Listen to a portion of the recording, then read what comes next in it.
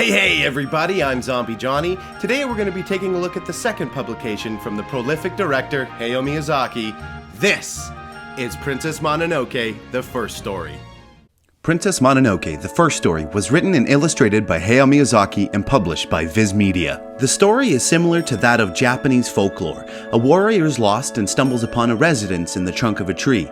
The residence is owned by a cat man called Mononoke. A Mononoke in Japanese folklore is a vengeful spirit that possesses a person and makes them suffer. Mononoke is going to cook and eat the warrior, but the warrior makes a deal with Mononoke and says he can wed one of his 3 daughters if he lets him live. Mononoke agrees and lets the warrior return home. An invading force is headed towards the warrior's home.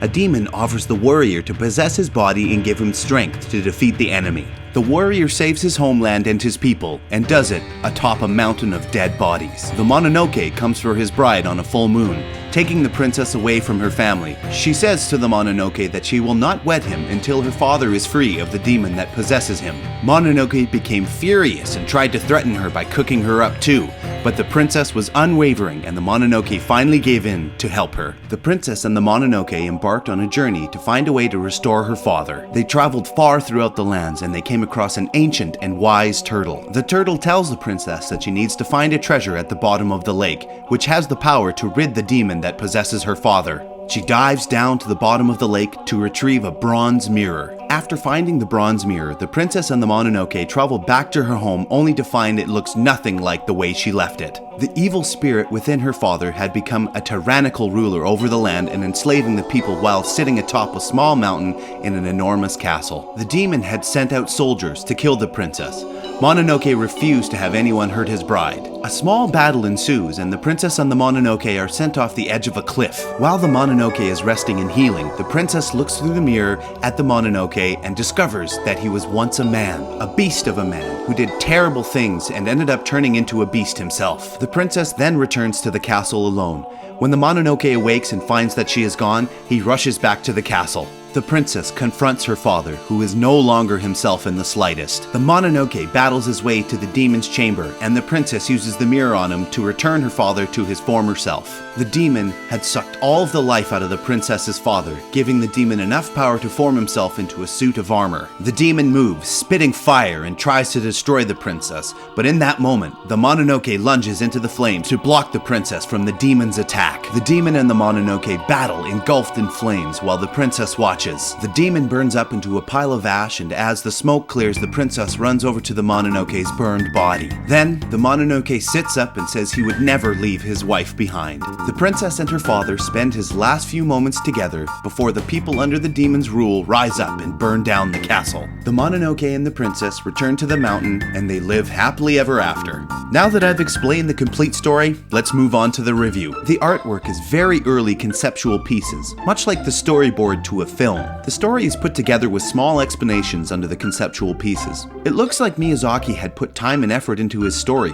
but for whatever reason he didn't keep going with this original telling. He had presented this concept to companies to be made into a film, but the companies had thought that the story was too dark, so Miyazaki put the story on a back burner for about 10 years. The small conceptual pieces are very well done at least.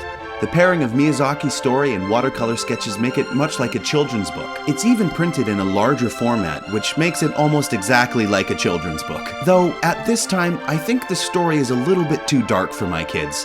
I won't read it to them just yet. The story is pretty similar to Spirited Away, a girl having to banish evil spirits within people to return the good in them. Though this story, I feel, turned into 3 separate stories. You can see that there are little pieces that he took for Princess Mononoke, My Neighbor Totoro, and Spirited Away. I was looking at the book and my kids thought it was a Totoro book. And there are little flavors of Totoro everywhere. The Mononoke rides atop, much like Totoro's, which is pulled by a sled team of mice. And I mean, really, Mononoke is just a bipedal cat bus. I mean, come on, am I wrong? Though I am a gigantic fan of Princess Mononoke, it's probably one of my favorite Miyazaki films out there. I don't really have much to say about the comparison between the two.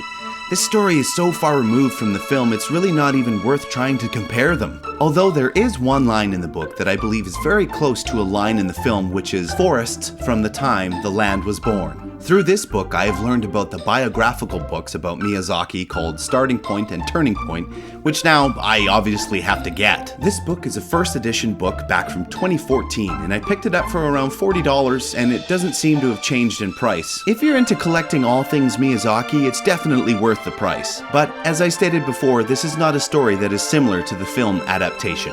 Total page count, 101. Total volumes, 1. Total score, 3 out of 5. Though this is a neat little look into the development of Princess Mononoke, it's really just a shelf piece for me, more of a collector's item. Thank you so much once again for watching, and guess what, people? We did it. You made my year. We hit 100 subscribers. Thank you so much. Thank you so much. It is such a good feeling to hit that first goal that I ever made. Perfect. Thank you so much. And I guess the next goal would be the big 200. Let's see if we can do it. Thank you so much for all your support. Now, I have a couple things to talk about. One is I have been sick as a dog for a while, and I'm trying to get better, and hopefully I'll get better soon. As you can tell, you can probably hear it in my voice. I'm a little nasally, a little raspy. Been sick for a while, crazy busy. October was nuts. That's why I'm trying to get all these things done now so that I can get them so I'm not too backed up. Other thing is that I really wanted to release a review on Halloween. That didn't happen, obviously. Busy, sick, don't want to record too much. So thankfully, I'm getting better, and I'm trying to get the other review done that I wanted to get done on Halloween, and hopefully we'll get it up soon. Hopefully it'll be kind of like a back-to-back manga comic book review. We'll see how quickly I can get it done. But once again, thank you so much for all the support. Keep your eyes open. There will be pretty much 2 back-to-back reviews coming. And thank you so much once again. 100.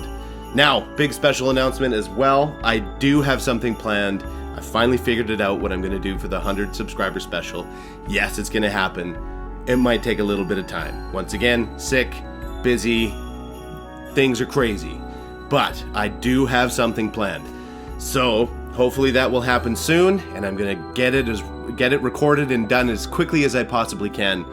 So also watch for that. Once again, I don't know how many times I said thank you, but I'm gonna say it again. Thank you, thank you, thank you. That was 3 times. But thank you so much. It's awesome.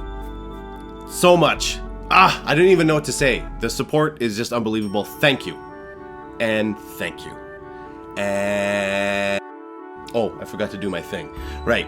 I'm ZombieJohnny. We'll catch you in the next episode. Peace.